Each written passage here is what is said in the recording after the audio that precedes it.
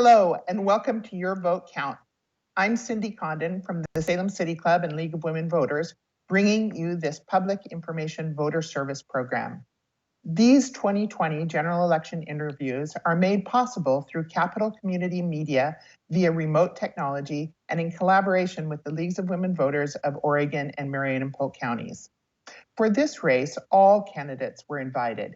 Candidates did not receive questions developed by the League of Women Voters, American Association of University Women, Salem City Club, and neighborhood associations ahead of time. The candidates were asked to prepare a 3-minute statement telling about themselves, their qualifications, and their vision for the office if elected, and then answer our questions. I'm speaking with Kim Thatcher, Republican independent candidate for the office of Secretary of State. Thank you, Kim, for participating in Your Vote Count. Let's begin with your opening remark. All right, thank you. I don't think there's any doubt that Oregon's at a crossroads. I have to tell you that I think the problems facing Oregon when I first announced my run for Secretary of State absolutely pale in comparison to what we're going through right now. And so I think it's more imperative than ever we have strong, steady leadership with plenty of applicable experience and try to use that office to try to get Oregon back on track. Since I was elected to the House in Oregon House in 2004, I have, and clear through to my time in serving in the Senate today, I happen to have a lot of work focusing on the work of the Secretary of State's office, especially as the longest serving member of the Legislative Audits Committee. And I think the Audits Committee is where, or excuse me, the Audits Division is where a lot of important questions, hard questions, can find answers so we can help move our state forward. The Elections Division, that's so important, especially right now with all the wildfires that have been happening and people's mailboxes having been burnt down, and access to the ballot is very important, especially since a lot of miles of roads have been closed for the time being.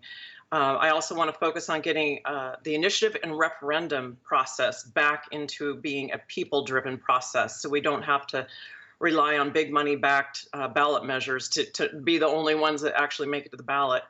I would like to see the spirit of Initiative Petition 57 honored, and that's what I will do as Secretary of State to bring in independence in redistricting. I've also owned my own small business for 28 years. So I've got a lot of experience in running, an office, executive experience, which will translate well to the Secretary of State's office. But more than that, I know what it's like as a business to run into an uncompromising bureaucracy that doesn't want to work with you. So I thought it was very important to introduce legislation in 2011 to bring some help to the small businesses in our state. And that led to the creation of the Small Business Advocate in 2013.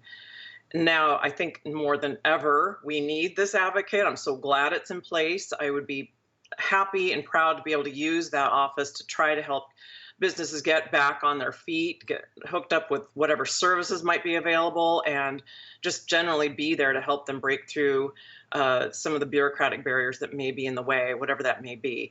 I just think it's real important that this office be used to try to really, hold things in check, but also get our state back on track. And there are a lot of resources within this office to do so. And I feel like I'm the right candidate with the right experience at the right time. Well, great. Thank you for that. So let's go to our first question. Of the many responsibilities held by the Secretary of State, which do you consider the most difficult? The most difficult, I think, will be the internal stuff of the Secretary of State's office, whether it's getting the IT team working together, or if it's the human resources and all the interpersonal issues that will go on. I think those are usually the most difficult types of things that will be the responsibility of the Secretary of State's office, but I'm sure there'll be many challenges. And just to follow up on that, so which responsibility is the one which Oregonians know about the least? I think I think it's the corporation division. I don't think people think of elections and they think of, I think they've heard a lot about audits, but I could be wrong there too. That could be another one. But audits, boy, I think a lot of people don't know what the Secretary of State's office does. So I think the fact that they deal with the archives and the corporations division or the corporation division, and then are serving on the land board as well as the audits and elections. I think elections is just the most known port. I think the rest of it is lesser known. Yeah, and such an important responsibility, I might say. So moving on, how would you make Oregon's election system more resilient considering the impact of natural disasters, which we're, of course, living through right now? Well, I think we do a pretty good job with vote by mail, and I think that because of that, it makes it pretty disaster proof. However, as we're seeing now, I think it's going to be very difficult for some of these individuals who've been displaced from wildfires to be able to go the distance necessary to get their ballot from the county clerk's office, or go to the post office and find their ballot. I just think people have so much going on right now with their displacement and worried about figuring out how to live from day to day, that voting is just not going to be one of those things that if it's not easy that they will do. I think it'll be a challenge for folks. And I mean, there's ways of getting their ballots, which is great, but it'll be difficult. Okay, so moving on to another big responsibility, the Secretary of State sits on the State Land Board, which manages land for the benefit of the Common School Fund. Are you satisfied with the performance of the board? And if not, what are recommendations you might have for change? Well, I think there's a lot of things going on with the land board.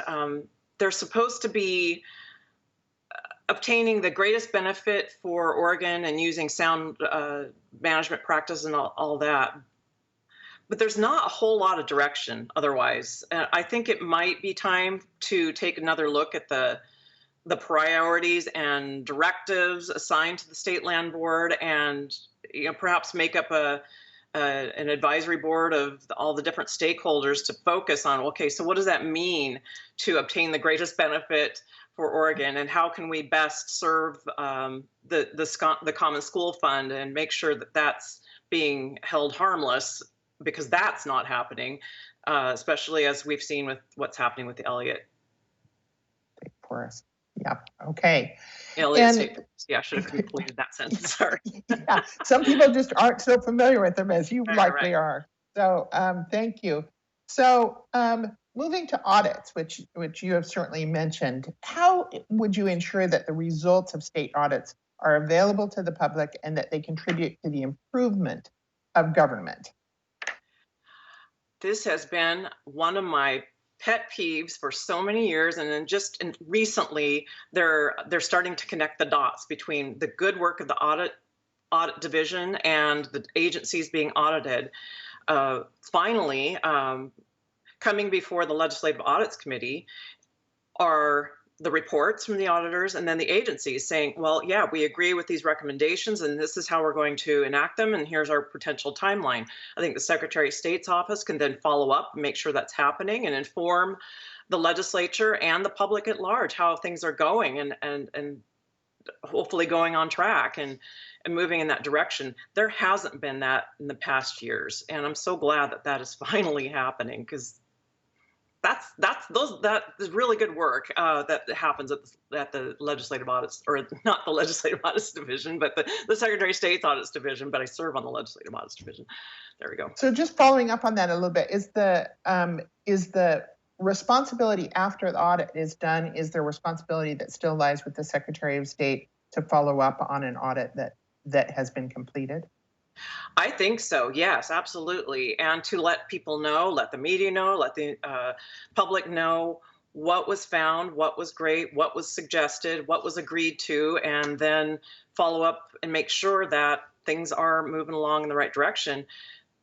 Yeah, basically. And So could you pinpoint any major difficulties with the state audits at this time? Well, I'm glad that there's an audit underway with the employment department. That was supposed to have been completed by the end of last year. That was on the schedule to have been done by the end of last year. That didn't happen. So then they came up with a management letter. But there have been two previous audits talking about how things will fail if there was a downturn in the economy and then a surge in unemployment claims. Well, here we are.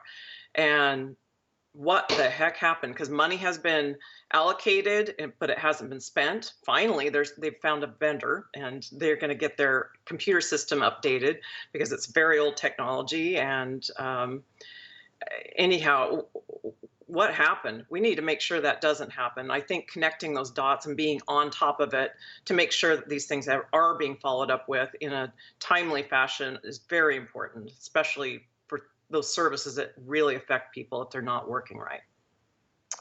Okay, so moving on to a very different subject, and one that we'll see on the ballot is campaign contribution limits. Should any campaign contribution limits be set, and in what areas? I don't have the great answers for that.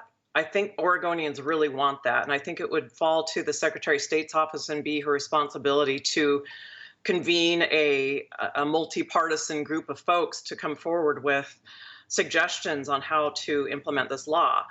I'm always for transparency and making sure that people know where money's coming from. So that I think that's a basic place everybody agrees with.